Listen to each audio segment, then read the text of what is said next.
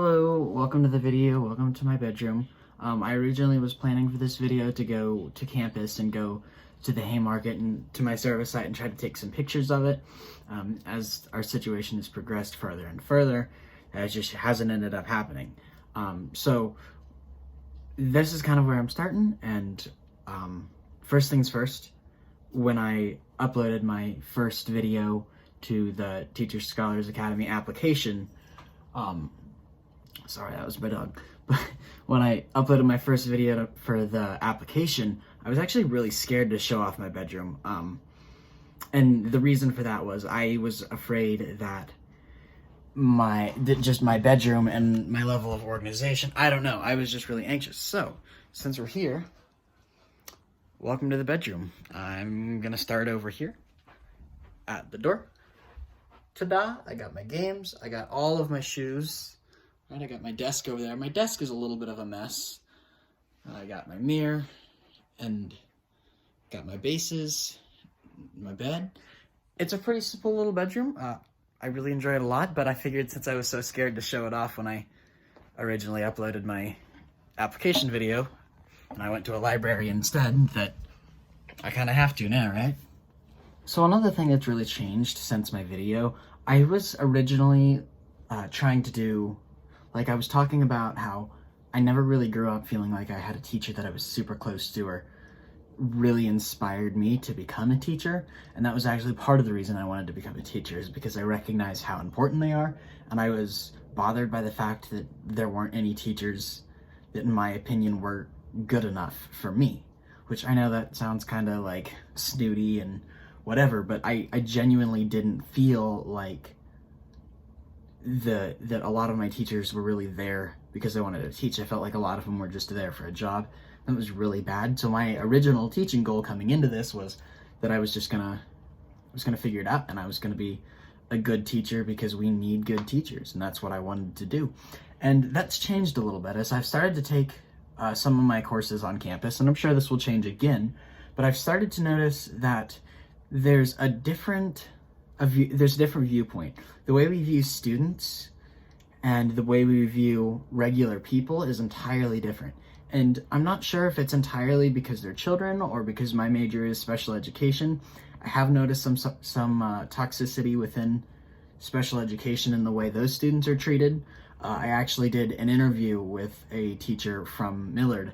I'm not gonna name who it was, who the teacher was, because it wasn't a good interview. I did it on my own time just because I was curious, and she was telling some stories that I was just listening to it, and I was like, this is terrible. You're a terrible person. I didn't say that, but you know, like, I really felt like there's a lot of toxic teachers out there, and so it's kind of grown out of my original idea where I just wanted to be the best teacher that I could be because we need good teachers. It's kind of turned into, I also need to be a positive and a healthy teacher. So moving on to my service site, I volunteered at 10,000 Villages in the Haymarket, which is a free trade organization. It was a really, really cool opportunity. Most of what I did there was basically like a retail setting, stocking shelves,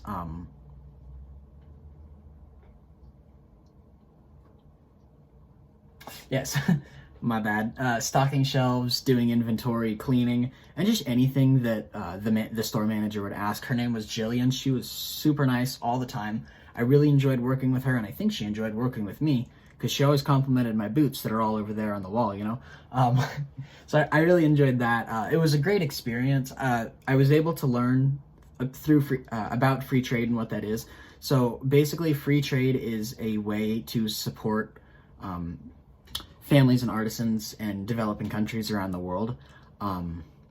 So what that means is we, as the 10,000 Villages organization, are paying these artisans a livable wage for their country. So it's not just like minimum wage in the United States is $9 an hour. It's not just a minimum wage, it's a livable wage for them and their families so they can sustain and be comfortable. And so it's really important. And it's also not based on the products themselves. They give us the products and we sell them in our stores in order to in order to pay them that wage. But if a product is broken, or, you know, like in shipping, or we lose the products in any way, the families still get the money that they need, and 10,000 Villages unfortunately has to kind of bite the bullet. There is a little bit of like financial padding so that they can continue to pay those people, but it's just an overall really good organization.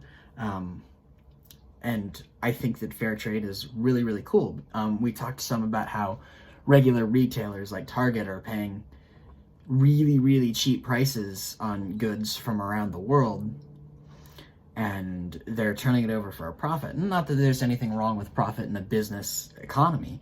The issue is the people on the other side of the world that are making these are in really, really poor working and living conditions, and they aren't getting paid enough by the, you know, the conglomerates in our large retail settings around the world aren't paying these individual people enough to support them and their families. So that was really important. I was also able to learn about the artisan stories themselves, and this is also kind of how I'm relating this to the Common Book, because I wasn't really helping people locally, but I was learning their stories, and I was learning about them and what they do, and not just making the products, but where they come from, what the products are made out of. And some of the products really do have interesting stories. We have a series of baskets that are made out of clothes that is worn by women who are stuck in sex trafficking. So it's sad, but it's important, and it's kind of a way of healing for these artisans. So it's really important, actually. And I just overall was impressed by the entire organization, and I'm excited to continue work there. So I'm gonna cover the last topic here that was in the video, and then I'm going to post my application video, because why not? So yeah, that'll be there for everyone to see, me in the library. But so the last topic that I have to cover is community building.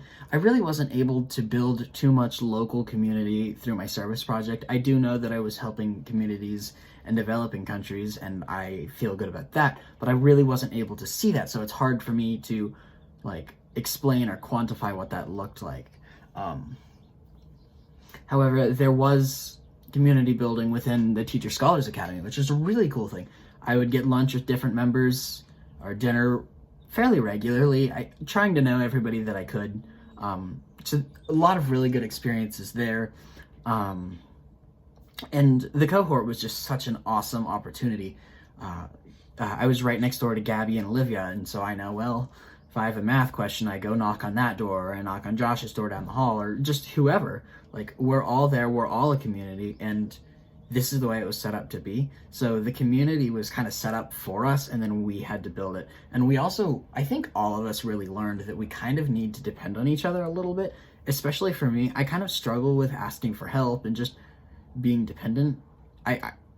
That's not really who I am, but I've really been learning that in order to succeed through anything, not just college work, but in order to succeed through anything, I do need to communicate, and I do need to kind of depend on people. So that was really cool. And it's something I'm going to continue to work on. It's not just a one-time boom, here's your lesson. I'm going to continue to learn about this and work on this skill. So thank you for listening to me as I droned on for a couple minutes. I'm gonna post my video right after, or my application video right after this. It is gonna be a separate link, so you can check it out if you'd like to. Otherwise, thanks for watching.